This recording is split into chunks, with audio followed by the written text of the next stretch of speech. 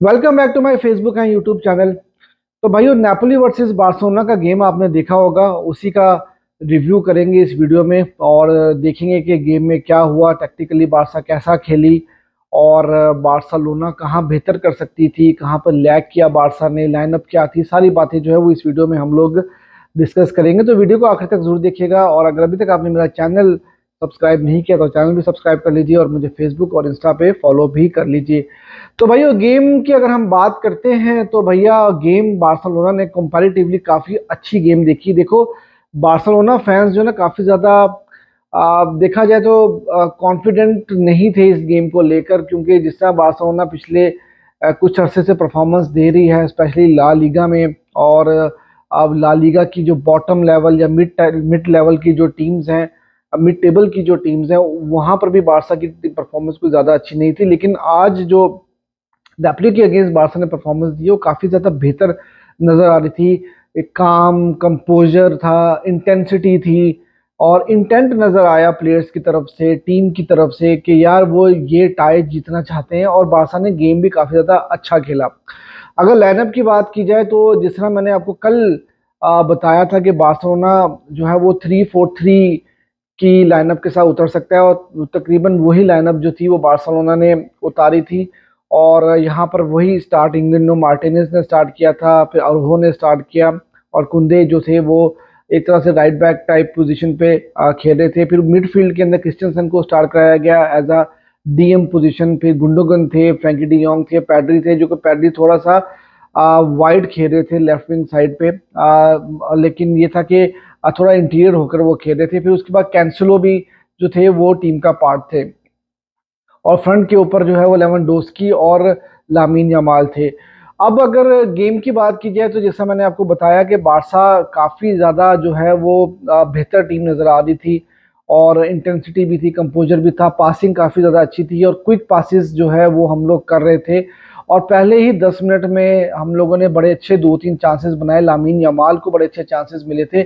और मेरा ख्याल है कि लामीन यमाल अगर वहां पर फाइनल थर्ड में थोड़ी सी डिसीजन मेकिंग अपनी इम्प्रूव कर लेते तो शायद हमें पहले 10 मिनट में एक गोल मिल सकता था। अगर वो वहां पर खुद ट्राई करने की बजाय अगर पास खिला देते लेवेंडोस्की को तो शायद जो है वो रिजल्ट जो है वो कुछ और होता और हम पहले हाफ में जो है वो एक गोल की लीड तो कम से कम ले ही सकते थे। हमने पहले 15-20 मिनट में काफी अच्छा कंपोजर के साथ खेला और गेम को डोमिनेट किया, काफी अच्छी पासिस भी थे हमारे। और जो नापोली की टीम थी, देखें, नापोली बिल्कुल क्लूलेस नजर आ रही थी। जिस तरह उनकी पूरे सीजन में जो परफॉर्मेंस रही है वही परफॉर्मेंस जो है हमें ग्राउंड के अंदर उनकी नजर आ रही थी। अभी कुछ कुछ घंटे पहले ही उन्होंने नया कोच वो लेकर आए, एक ही ट्रेनिंग स्टेशन उसको मिला था इन प्लेयर्स के साथ करने का। और वो नजर आ रहा था कि प्लेयर्स में कुछ तालमेल नहीं है और कुछ भी जो है वहां पर होता हुआ नजर नहीं आ रहा था। अब क्या बार्सिलोना बहुत अच्छा खेल रही थी या नेपोली बहुत ज्यादा बुरा खेल रही थी, ये तो अब मैं नहीं कुछ कह सकता इसके बारे में, क्योंकि यार अपनी टीम को इतना भी क्रिटिसाइज नहीं करना चाहिए, क्योंकि हम लोग ऑनेस्टली काफी अच्छा खेल रहे थे। अब हो ये रहा था कि पहले हाफ में हम लोग 0-0 के साथ रहे। सेकंड हाफ में थोड़ा सा जो है वो ये हुआ कि नापोली ने थोड़ा सा गेम को जो है वो थोड़ा सा कंट्रोल करने की कोशिश की, डोमिनेट करने की कोशिश की और आउट ऑफ नोवेयर हम लोगों ने एक चांस बनाया और लेवेंडोस्की ने जो है वो गोल स्कोर कर दिया वहां पर। अब 1-0 की जो है वो हम लोगों को लीड मिल गई। मुझे ऐसा लगता है कि यहाँ पर आके चावी ने थोड़ा सा जो है ना वो डिसीजन लेने में ना गलती कर दी और डिले कर दिया। अब 60-65 मिनट तक हम लोग काफी ठीक ठाक चल रहे थे, लेकिन वहां पर जो इंटेंसिटी जो है ना प्लेयर्स की वो डाउन होती चली गई। फिजिकलिटी का थोड़ा सा प्रॉब्लम नजर आ रहा था और बार्सिलोना के प्लेयर्स जो है ना वो थोड़े थकते हुए नजर आ रहे थे।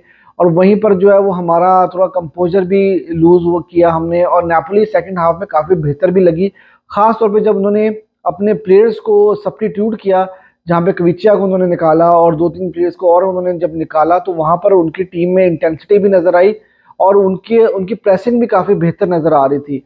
अब पहले हाफ में अगर आप बात करें तो बार्सा ने जब उनको प्रेस करने की कोशिश की और प्रेस किया, काफी अच्छा प्रेस किया, तो वहां पर नापोली बिल्कुल क्लूलेस थी और वहां पर उन्होंने 2-3 जगह पर बहुत डेंजरसली बॉल को लूज भी किया, जिसको हम लोग कैपिटलाइज नहीं कर सके। लेकिन सेकंड हाफ में टोटली थोड़ी सी चीज डिफरेंट हो गई थी जब उन्होंने सब्स्टिट्यूट किया। तो वो लोग काफी अच्छे तरीके के साथ प्रेस भी कर रहे थे और गेम को काफी अच्छे तरीके के साथ जो है कंट्रोल भी करना उन्होंने शुरू कर दिया। हम लोगों ने डिले किया अपने सब्स्टिट्यूशन। अगर हम लोग सब्स्टिट्यूशन जल्दी कर लेते तो मेरे ख्याल से हम लोग जो है वो शायद ये गेम हम लीड जो है वो बचा पाते इस गेम में। लेकिन हम लोगों ने ऐसा नहीं किया और हमने बहुत लेट सब्स्टिट्यूशन की। लेकिन फिर वही बात है कि अवे खेल रहे थे और अवे जाकर हम लोग जो है वो मतलब गोल स्कोर हमने किया और हम लोग जो है ना इस गेम को बेहतर तरीके के साथ ख़त्म कर सकते थे। लीड लेकर हम लोग वापस होम पर आ सकते थे। अब होगा क्या, होगा ये कि अब हम लोगों का प्रॉब्लम ये है कि हम अभी जो चैंपियंस लीग चल रही है इसमें अवे गोल रूल तो है नहीं। अब 1-1 है, आपको अपना जो होम गेम है वो शुरू से स्टार्ट करना पड़ेगा और वहां पर आपको गेम जीतना पड़ेगा। अब वहां पर 2-2 होता है, 0-0 होता है या 3-3 अगर हम होम पर खेलते हैं तो तब भी आपको पेनल्टी शूटआउट के ऊपर ही जाना पड़ेगा, क्योंकि अवे गोल रूल तो है नहीं। और प्रेशर भी नापोली के ऊपर नहीं होगा कि यार बारसा ने अवे जो है वो गोल स्कोर किया है हमारे अगेंस्ट, तो अब हमें भी जो है वो वापस जाके बार्सिलोना में एक गोल स्कोर करना पड़ेगा, तो वो प्रेशर नहीं होगा नापोली के ऊपर। तो इसलिए इस गेम को जीतना बहुत ज़रूरी था। जब आप एक अच्छी परफॉर्मेंस दे रहे हो और आपने गेम को डोमिनेट किया मोस्ट ऑफ द टाइम, तो वहां पर आपको लीड लेकर ही आना चाहिए था। गोल हमने जो कंसीड किया यार वो आउट ऑफ नोवेयर किया, against the run of play किया और ओशिमन ने गोल स्कोर किया। वहां पर मैं कहूंगा कि इंगिनो मार्टिनेज ने शायद अपना जो है वो आप कह सकते हो कि वहां पर उन्होंने जो कंपोजर लूज कर दिया, थोड़ा सा सो गए थे वो वहां पर और वहीं पर ही हमें गोल स्कोर पड़ गया, गोल स्कोर हो गया।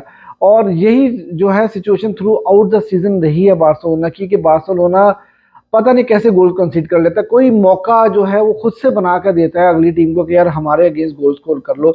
पूरे मैच में जो है वो नापोली ने कोई ऐसा चांस नहीं क्रिएट किया था। हाँ, उन्होंने कुछ चांसेस जरूर, मतलब आपके ऊपर उन्होंने प्रेशर जरूर डाला था सेकंड हाफ में आकर, जब कॉर्नर पे कॉर्नर उनको मिल रहे थे। लेकिन फिर वही बात आती है कि आपने जो गोल जिस तरह से कंसीड किया वो गोल कंसीड करना बनता नहीं था। अब अगर प्लेयर्स की हम बात करें तो यार लेवेंडोस्की की अगर मैं बात करूं तो गोल उन्होंने बड़ा अच्छा स्कोर किया, लेकिन वही बात है कि लेवेंडोस्की गोल स्कोर करने के अलावा उन्होंने पूरे मैच में कोई लिंकअप प्ले नहीं था, कोई पासेस उनके कंप्लीट नहीं हो रहे थे, कोई मतलब कुछ उनका नजर नहीं आ रहा था, लेकिन उन्होंने गोल स्कोर कर दिया। पिछले गेम्स में भी अगर आप देखें तो वहां पर उन्होंने ला लीगा में भी गोल स्कोर आपको करते हुए नजर आ रहे हैं, स्कोर शीट पर नजर जरूर वो आ रहे हैं। लेकिन प्रॉब्लम क्या हो रहा है कि उनका लिंकअप प्ले कोई नहीं है, उनके पासेस बहुत ज्यादा खराब हो रहे हैं और जिसकी वजह से जो है ना वो एक तरह से अगर अगर लेवेंडोस्की गोल स्कोर नहीं करते तो वो आप समझो कि आप एक प्लेयर कम के साथ ही खेल रहे हो। उसके अलावा लामीन यमाल डिसेंट गेम थी, मतलब बहुत ज़्यादा अच्छी परफॉर्मेंस नहीं थी और बहुत ज़्यादा बुरे भी नहीं थे, एक डिसेंट गेम थी। पैडी का गेम ओके था, एक असिस्ट भी उनका आया, डिसेंट गेम था। फ्रैंकी डियोंग का गेम काफ़ी डिसेंट था, कैंसिलो का गेम काफ़ी डिसेंट था।